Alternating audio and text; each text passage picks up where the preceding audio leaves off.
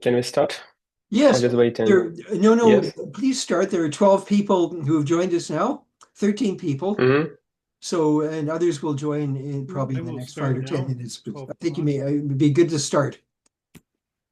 Welcome to our presentation Thank you. Thank you. by the York Collegium for Public Th Ethics. Just before we start, we'll read the land acknowledgement. York University recognizes that many Indigenous nations have long-standing relationships with the territories upon mhm. which York University campuses are located that precede the establishment of York University. York University acknowledges its presence on the traditional territory of many Indigenous nations. The area known as the Tekaronto has been taken care of by the Anishinaabe Nation, the Haudenosaunee Confederacy, and the Huron-Wendat. It is now home to many First Nation, Inuit, and Métis communities. We acknowledge the current treaty holders, the Mississaugas of the Credit First Nation. This territory is subject to the Dish with One Spoon Wampum Belt Covenant, an agreement to share and care peaceably for the Great Lakes region. I turn it over to you now, Maxine. Thank you. Thank you, Philip. I'm truly glad to be here with you today, and I want to sincerely thank you for opportunity to speak for your colleagues. I'm especially grateful also for people in Canada and Canadian government for their steady and unwavering support of Ukraine over these past years. Really appreciate it. So let me briefly introduce myself.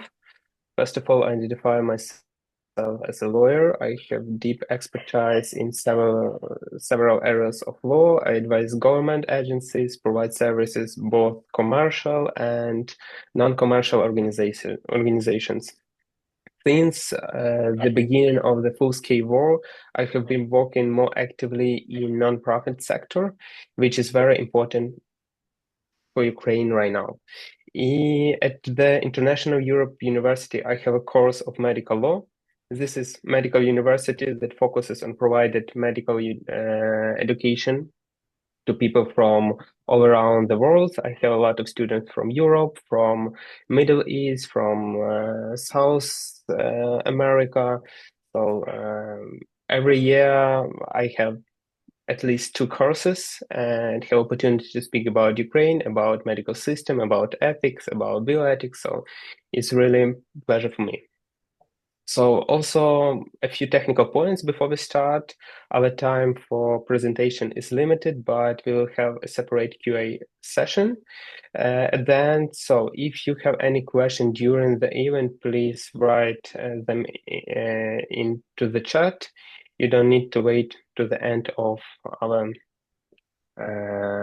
session. I will go through the question and answer them and at the end of the meeting. This will help us to keep a flow of the presentation and still make sure that all questions are addressed. So I know that Canada has a very large Ukrainian community. In fact, one of the biggest Ukrainian diasporas in the world in Canada also. Also, I see Katerina, I guess she is Ukrainian also. Just quick question for you. Besides Katerina also, do you have any connection to Ukraine? Have you ever been there or relatives, friends, maybe such thoughts? Will be nice to hear from you. Philip, what about you? No, I haven't been to the Ukraine, Maxine. Judy? No, I don't have a direct connection. Okay. Ian, what about you? Barbara? I grew up in Alberta, and so have many friends of Ukrainian descent. Mm-hmm. The closest I've been Nice. is Czechia. I got it. Nice. You can see my slide, just two photos from my smartphone. What I want to, my main message is that Ukrainian is a normal country, as uh, like general country with which has advantages, extraordinary natural landscapes from the Carpathian Mountains to the Black Sea, and very ordinary urban problems, such as streets that are not always cleaned on the time.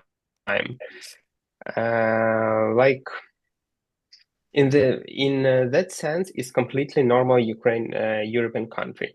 Ukraine is the largest country located entirely in Europe. Before the full-scale invasions, its population was about 44 million. Roughly, Canada's living in a territory smaller than Ontario. Ukrainian is a modern and innovative country with a strong IT sector that develops global products in fintech, artificial intelligence, cybersecurity. We have created DIA, one of the most advanced digital public service platform in the world, where all key documents can be on your smartphone and legally valid. At the same time, Ukraine is one of the world's leading agricultural producers. During the war, the country has turned into a real lab for the defense tech startups, but the key structural problem is our neighborhood. And I truly believe that Canadians understand this much better today than they did before. The geographic and political system of your neighbors directly shape your public institutions, daily life, economy, and also health care system. As a result, we have a winter like in Canada, but we can live without electricity, heat, and water, and it's not disaster in general. It's like normal Thursday as today. So, according to our lecture today, I'm gonna cover three main topics. It's destruction of medical infrastructure, blackouts and their impact on healthcare, and the conditions in which prisoners of war are held in Russia and on occupied territory of Ukraine. Let's talk about war, first day of wars. 2 days ago was 4 years of full-scale invasion in Ukraine. So war almost always leads to violation of international law. There is no real legal justification for one country to invade their soldier to another one sovereign state. Such action directly undermine the basic principles of international legal order. On February 24, 2022, the Russian Federation began its full-scale invasion of Ukraine. This act of aggression against sovereign nation is a gross violation of international law. Let's move on the highlights of this period and its preconditions. The concentration of military force near Ukraine's border began to grow in 2021, not taking account the presence of Russian troops in Luhansk and Donetsk region and Crimea since 2014. There was so much talk about full-scale invasion in this time, but just personally, I perceive it's a bluff. I don't believe that it's happened because I don't know. The reason for fake reason for the war was invented as demilitarization and denazification of Ukrainian nation. The first day of war showed massive violation of humanitarian law, the shooting of civilians, torture, rape, and many other nasty acts against civilian population. This is not war for territory or denazification and demilitarization, but this is war for destruction, a nation, and removal of Ukraine from the world map. This is war for meanings and paradigms of view. I truly believe that Vladimir Putin, Russian army, Russian society, in general, doesn't want our territory. It's not make sense. Putin want clean off Ukraine from worldwide map in general. So common sense tell us that killing civilians, destroying hospitals, raping and looting is an act of nasty and unacceptable behavior. After going through the awful experience of the workforce, humanity has done everything possible to guarantee the safety of civilians in the event of the future wars. But who can guarantee this and ensure effective mechanisms are in place? Just for me, is still a rhetorical question. International, but we can also have 2 points of view. We have theoretical perspective and practical perspective. From practical, it's still for me open question. For theoretical, we have international humanitarian law, just branch of public international law that governs the protection of war victims and restrict the means and method of warfare.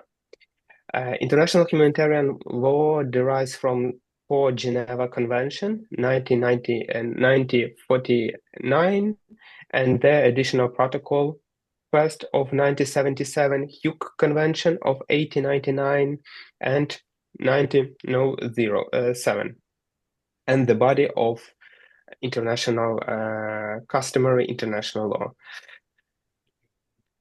International law, humanitarian law, binds both Russia and Ukraine as a party to an international armed conflict to restrict their means and methods of warfare to protect those who are not participated in a combat. The content of these documents contains a set of basic principles that ensure the systematic unity of international humanitarian law. International humanitarian law grants healthcare facilities broad and durable protection. Let's please take attention for the Article 18. Civilian hospitals organized to give care to the wounded and sick, the infirm and maternity cases may in no circumstances be the object of attack, but shall at all times be respected and protected. And I want to ask you to keep attention for the two terms, attack and respect, underline it on the slide. The term attack means acts of violence against the enemy, whether in offense or defense. If you're talking about respect, medical facilities under international humanitarian law extend far beyond the simple prohibition of direct attacks. It contains the comprehensive duty to ensure the medical units can operate effectively and without interference. This includes a comprehensive duty. This includes not only physical protection of hospitals and clinics, but also safeguarding their broader functional integrity.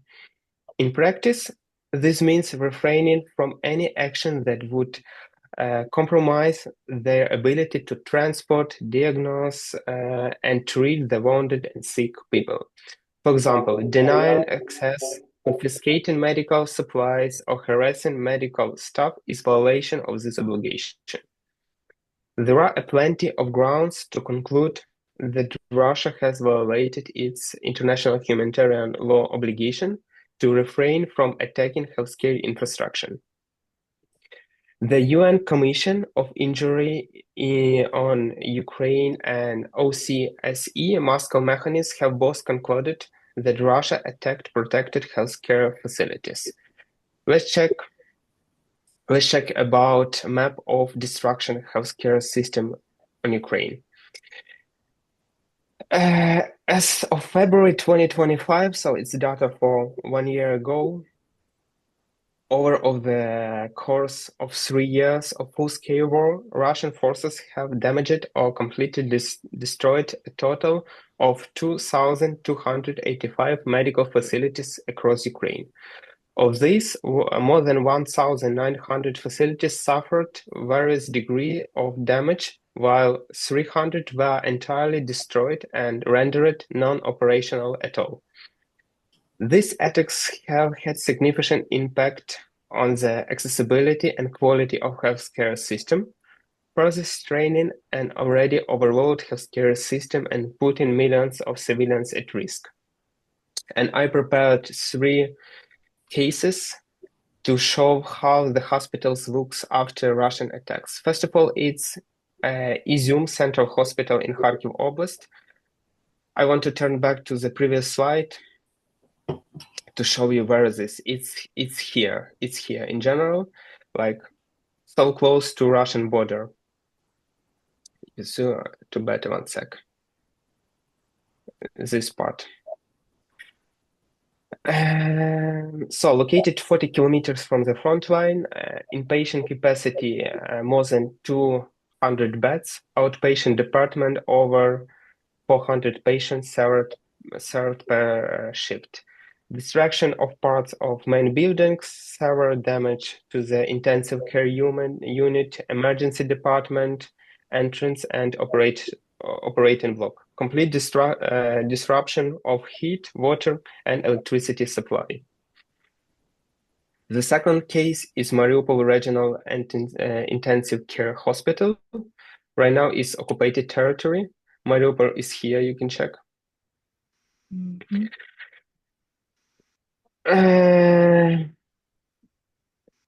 Inpatient capacity more than 500 beds, staff around 170 doctors.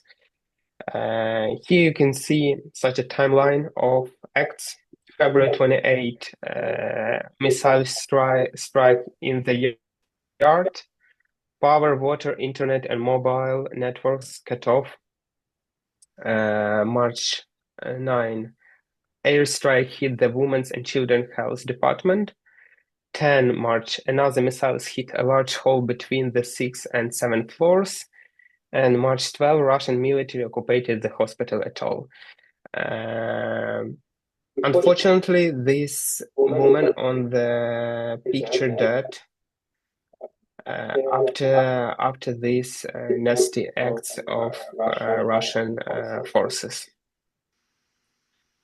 Here we had the third one cases. It was all over the news. It happens in July 2024, 2 years ago. In general, Russia launched 38 missiles on Kyiv, included a target strike on a hospital. Okhmadit is one of the biggest hospital. It's the biggest hospital, children's hospital in Ukraine. Capacity more than 700 beds and approximately 9,000 surgeries and every year. At this time, it was summer, middle of July. More than 600 children, only children. I'm not talking about doctors, staffs, parents, adults were inside the facilities. 8 surgery, 5 oncology departments was damaged. International inpatient care units operation, toxicology building destroyed, life-saving dialysis interrupted, and it's Ukrainians only pediatric oncology lab was damaged at all. So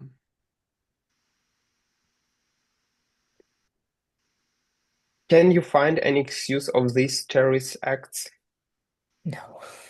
If we're talking, okay, if we're talking about frontline territories, maybe such mistakes, but it's hard to excuse in general. But if we're talking about July 2024, about Kyiv, you can see a lot of children with oncology outside. It's hard to excuse in general. So let's give you a little positive feedback, not only about problems and about nasty acts. Despite the enormous pressure of war and targeted attacks on medical infrastructure, Ukraine continues to fight not only on the battlefield, but also on a recovery sector.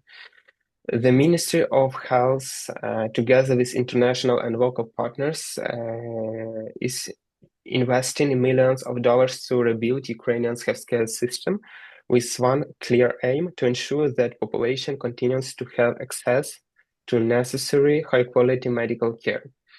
According to the Big Recovery Portal, This is a civil platform for monitoring the recovery of destruction and damaged infrastructure in Ukraine. Over 396 recovery projects in the healthcare sector are in the active or pending stage. The region with highest number of projects include Chernihiv Oblast, it's here, Kiev Oblast, Lviv Oblast, what else? Dnipropetrovsk Oblast, Kharkiv, and Mykolaiv.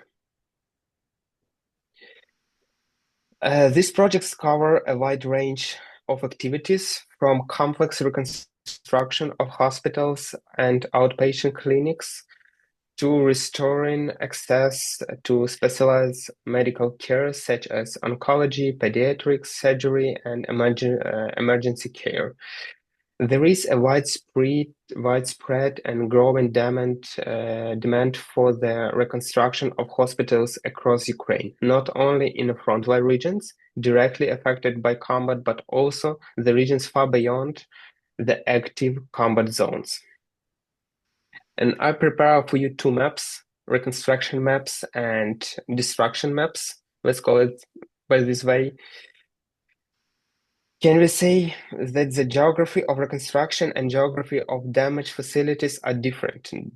Maybe does anyone have any ideas? Of course, rejecting the obvious reason of security. What do you think? Give me a chance to drink the water. Thanks. Judy, do you have any ideas? I do. I guess um, the more western regions where the Russians were occupying parts of the country have less reconstruction projects. Mm-hmm. Makes sense. Yeah. Philip, what about you? Yes, I mean, it's the eastern part of Ukraine which has been Mm-hmm. more severely affected by the war. So I would agree with Judy. Yes, makes sense also. Like partly I agree with you. But I just for myself, and according to the official analytics, have couple another ideas. First of all, millions of internally displaced people from the eastern regions of Ukraine who moved to the other regions with an additional burden on existing hospitals in the west and the center of Ukraine. So secondly, the war has fundamentally changed the nature of healthcare needs. Currently, there is a sharp increase in demand for physiological, psychological therapy, especially among the civilians, veterans trying to deal with war-related trauma. Medical professionals also responding to the growing needs of vulnerable population, including children, elderly, and people with disabilities, many of whom have been injured since 2022. Additionally, there has been dramatic rise in injuries caused by gunfire and mine exposures, leading to thousands of cases requiring complex surgery and physical rehabilitation and prosthetics. In short, the war has reshaped the landscape of healthcare in Ukraine, both geographically and professionally, and uh, creating a new opportunities also for doctors, for professionals. At the same time, the force Ukrainians rapid. I turn back to the previous slide. The fourth Ukrainian rapid damage and needs assessment estimate that the healthcare sector's total recovery and reconstruction needs over the next decade will reach around 9.4 billion of dollars. This recovery is not just about rebuilding walls, it's just about restoring hope, dignity, and the fundamental rights to health for every citizen. Let's jump to another topic. It's about our blackouts and how we deal with it in daily life.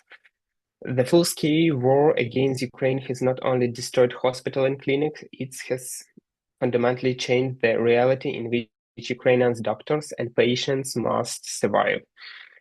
One of the gravest threats has been attacks on energy infrastructure, causing widespread blackouts and severely disrupting hospital and operation, even though international law prohibits such attacks.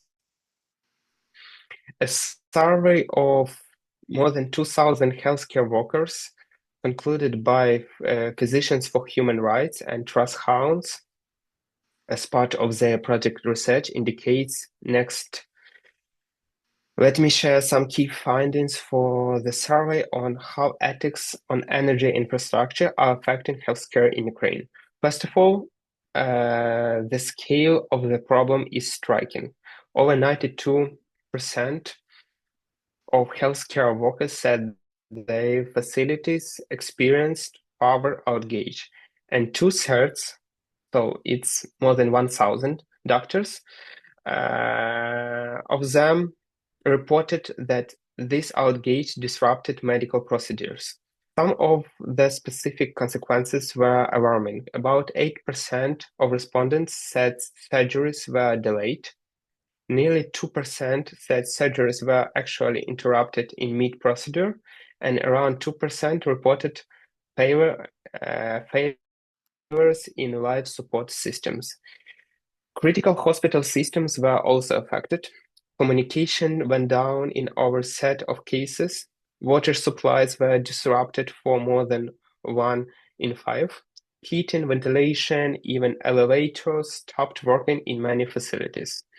There were other serious impact too. Nearly 8 responded diagnostic equipment failures, and almost 14% forced problems with medication storage, especially where refrigeration was needed.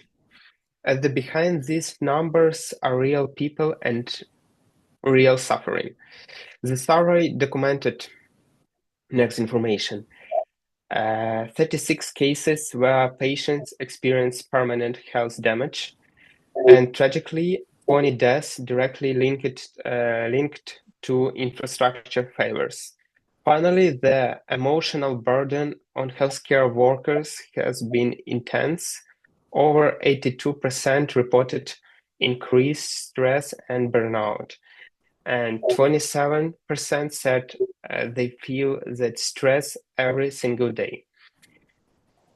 The survey shows that attacks on energy infrastructure have greatly disrupted hospitals across all Ukraine. When there is no stable power, doctors and nurses cannot provide care properly or on the time. And this has resulted in the patient harm and even death. To better understand the situation, I just prepare such video, so let's see.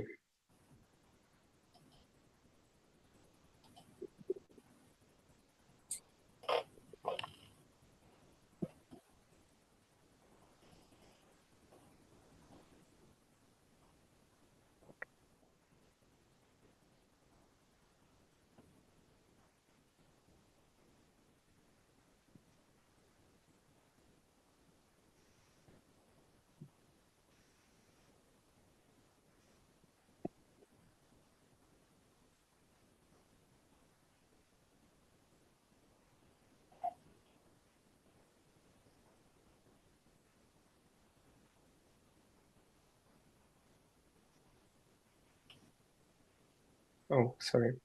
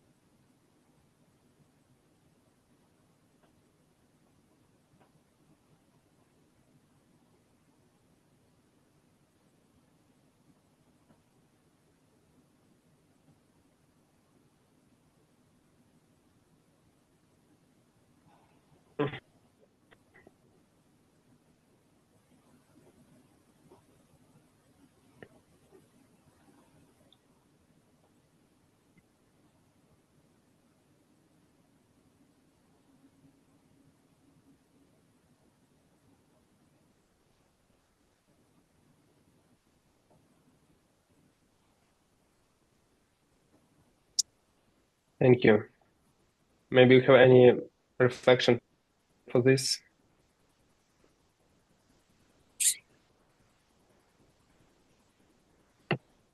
Okay, let's jump to the last one topic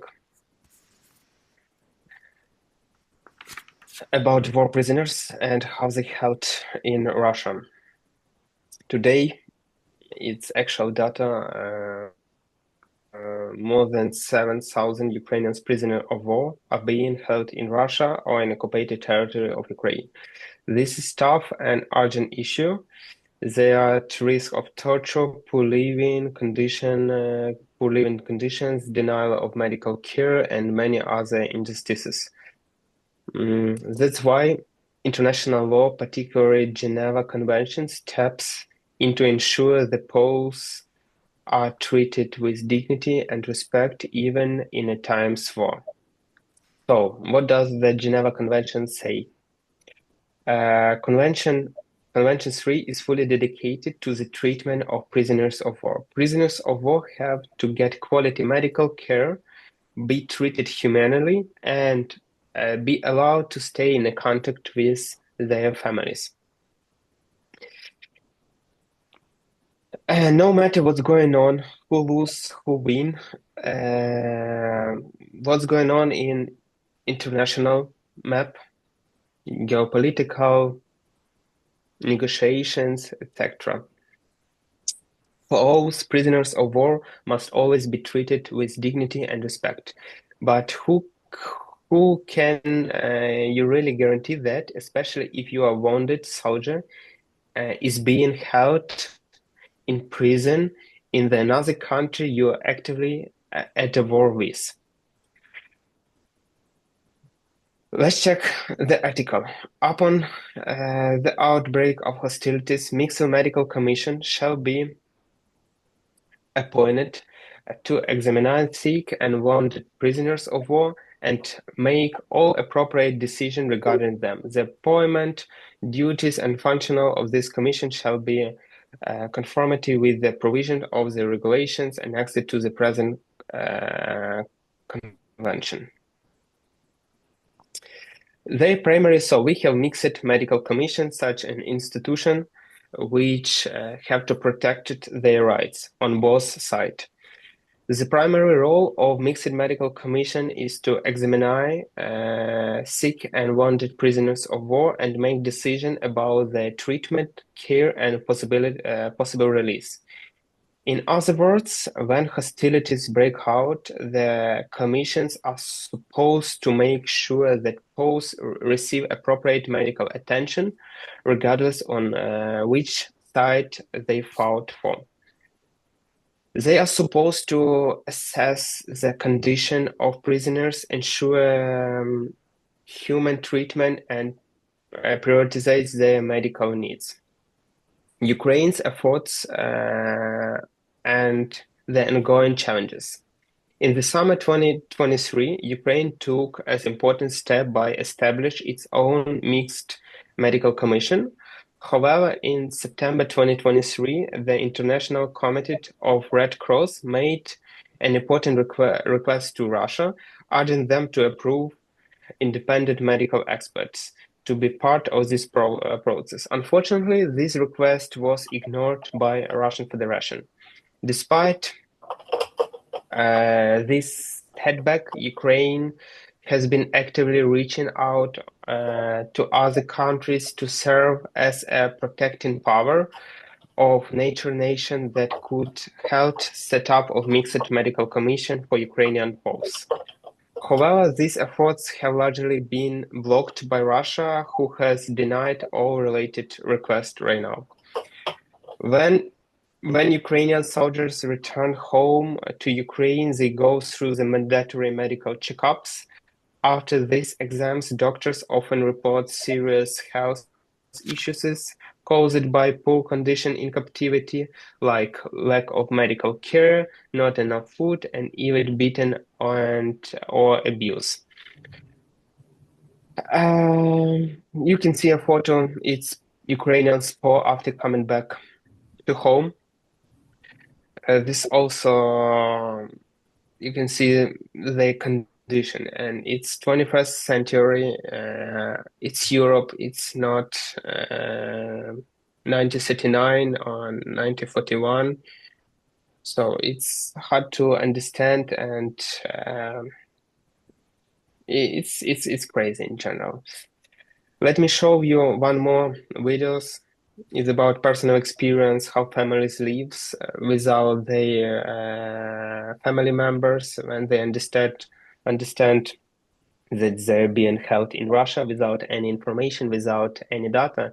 It's torture. It's like it's hard to imagine how people should to live waiting their husbands, sons. It's for a couple minutes.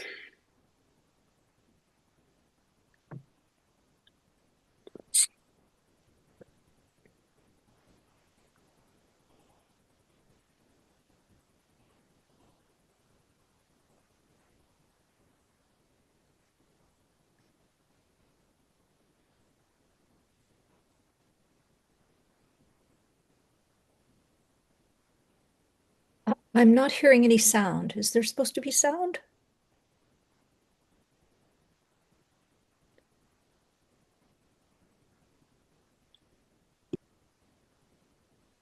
Yeah, I'm not either. Thanks. You don't hear? No, Oh, one sec.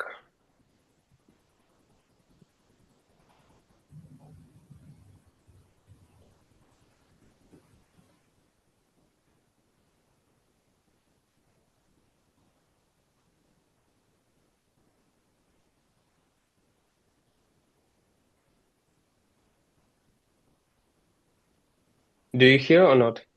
No, No. we're not hearing. Mm.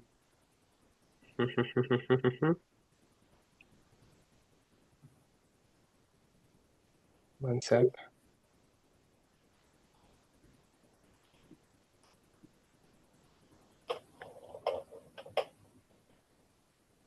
Okay, we're getting subtitles now.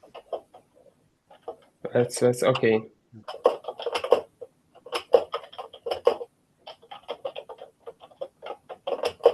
Sorry for that.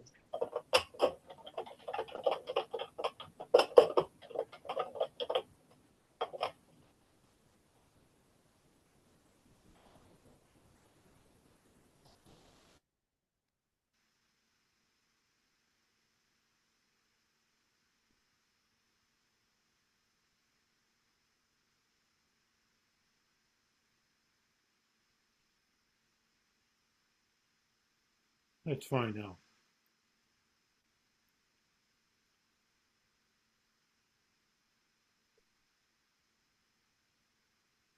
yeah, I'm not hearing it.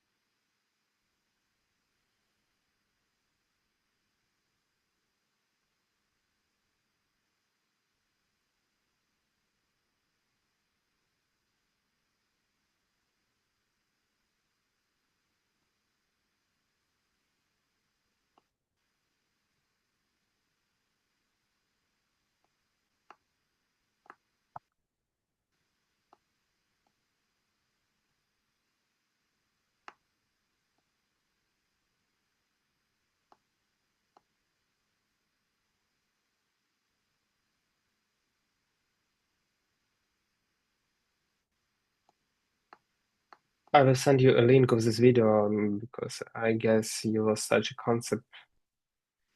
context of video. So guys, I generally cover three topics when I want to discuss today.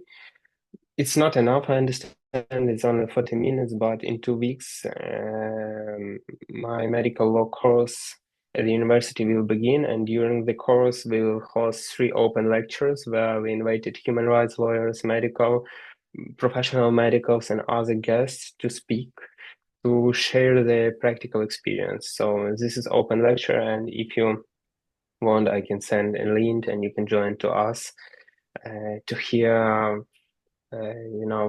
it's not same information, it's just practical information for the other side, how people face it day by day. The topics will include, for example, the analysis of conflict-related sexual violence and the work of telemedicine centers in the occupation territories and many other interesting topics. So if you're interested, I will send you a link. During March and April, I have this course, so welcome to see you. Do you have any question in general? And we'll post it on the YCPE Excuse me? website. Do we have any questions for Maxime? Just indicate if you'd like to speak. Maxime, Yes, guys, how are prisoners, Russian prisoners of war, being treated in Ukraine? They treated much better. I sent you a picture. I should prepare a picture. You can check photo condition, on faces, and sometimes I learn this. I discover this topic, and many of them don't want to come back to Russia because they have good condition here in Ukraine, still on prison. But with a good treatment, with a good health protection, also international partners checking, their conditions. So it's more, they have much more rights here than in Russia in general. Any other questions? Also, guys, if you have, yes. I have a question. Go ahead, Alex. Yeah, so thank you so much for coming and sharing this with us. It's very disturbing to hear about, but it's important for us to be able to have an opportunity to hear this. I was really interested in, there's a literature about healthcare providers and experiencing moral distress.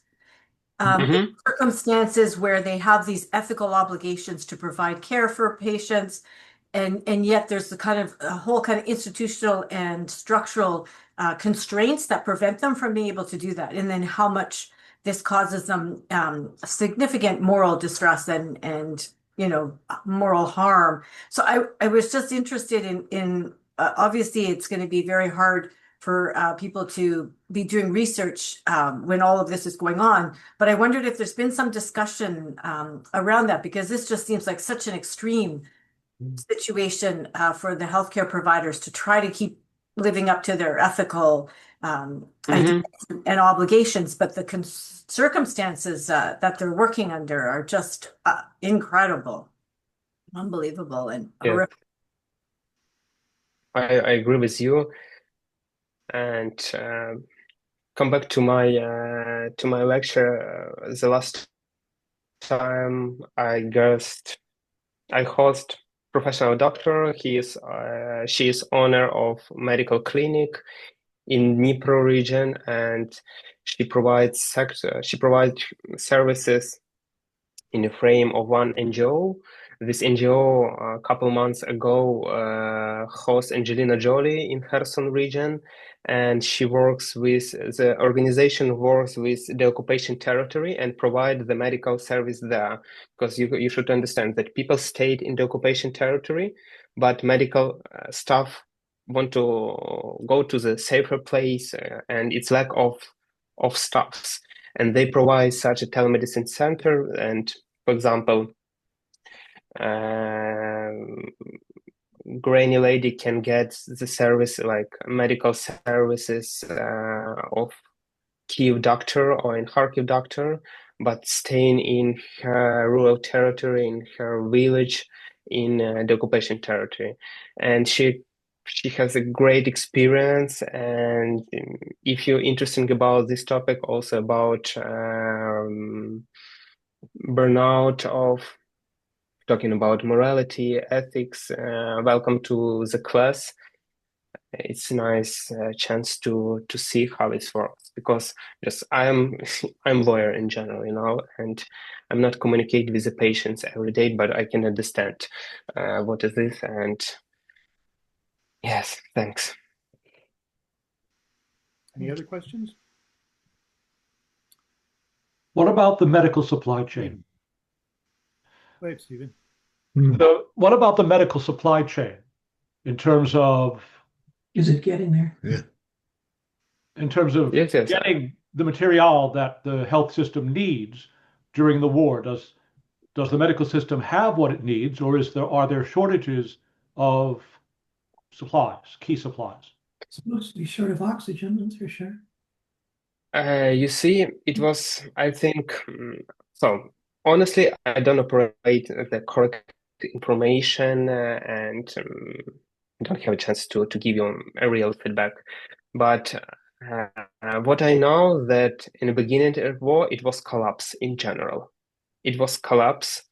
For example, February 2022, March 2022, and for example, I with my friends organize humanitarian aid of diapers, yes, for elderly people to the Mykolaiv region, like I show you on the slide.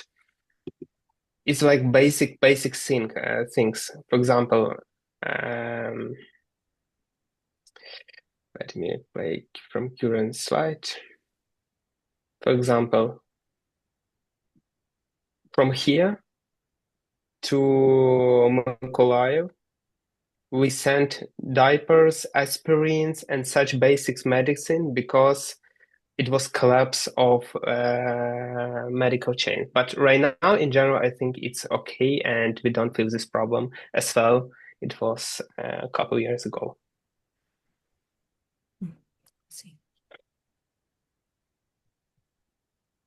Okay, guys, thank you for your being here. If you have any question, you can directly me send on WhatsApp, Facebook, or email. Also, Philip has my contacts, so I'm welcome to any cooperation. It's great opportunity to share experience and just not a problem, not only a problem. I don't want to focus only on a problem because we have a lot of positive things.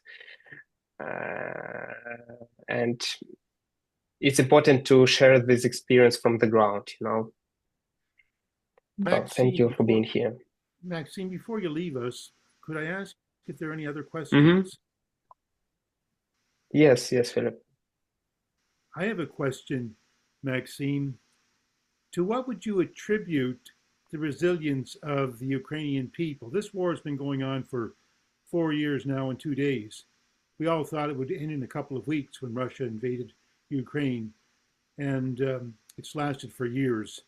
Short of EU intervention, what is it in the hearts of the Ukrainian people that have allowed them to meet such terrible adversity with such tremendous resilience? It's a very interesting question about resilience, and maybe it's water, some kind of water, air is here. In general, if you're talking about myself, it's what helps me. It's my people, it's my family, friends, and grandparents. The people who stayed here and I understand my personal responsibility for them and why I'm doing such things like right now have this lecture for you, sharing experience, looking for many opportunities for other people. So maybe it's such brotherhood, or you feel that you're in the same boat and you don't have a chance to escape. Like, so we go down or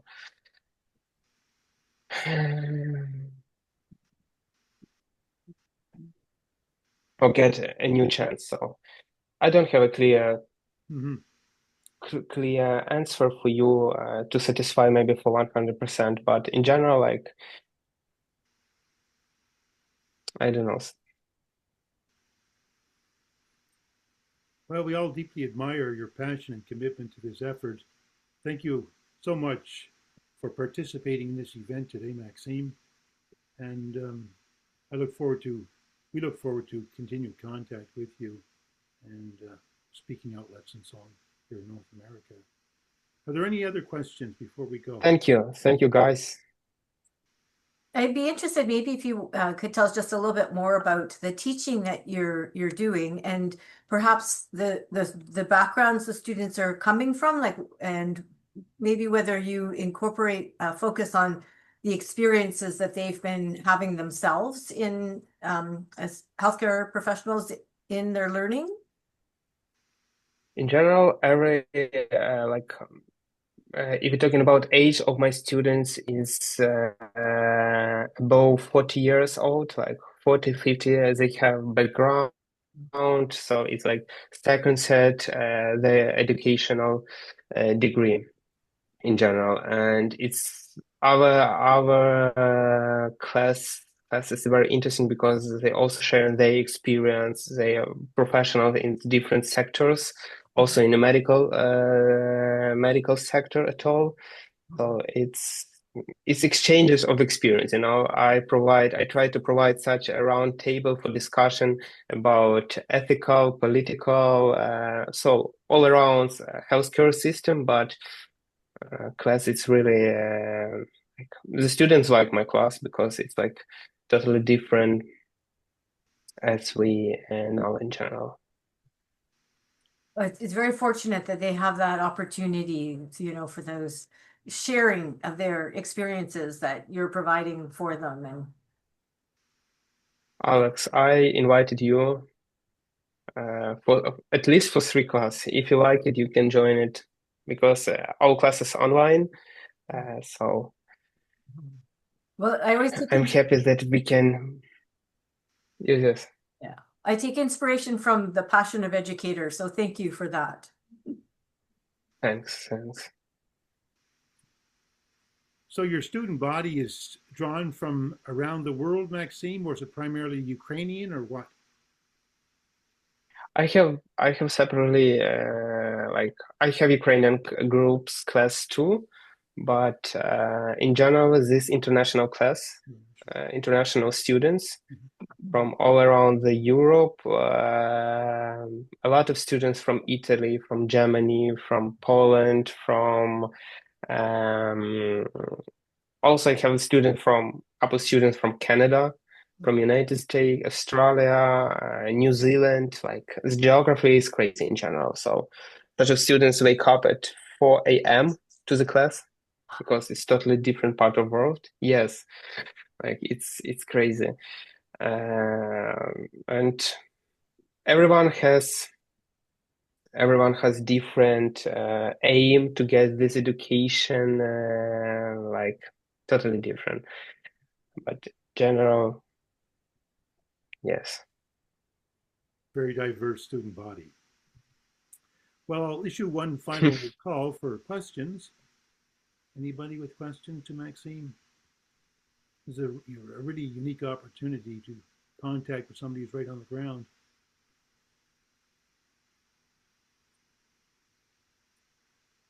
As in your Yes, experience, what we got a should question here.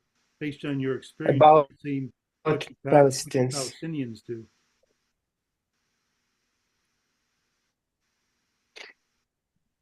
fight for dignity, for freedom, like nation, you know. If you want to live, if you want to, it's hard to give advice, like, because I'm not, you know, it's not ethical in general, and to give advice from give advice to the another table. We have a lot of problem here, like a domestic problem, problem with corruption, with let's show you my street, like it was my pain in general about urban problems, you know. So it's hard to find such a pill to give advice for everyone how to deal with terrorist states.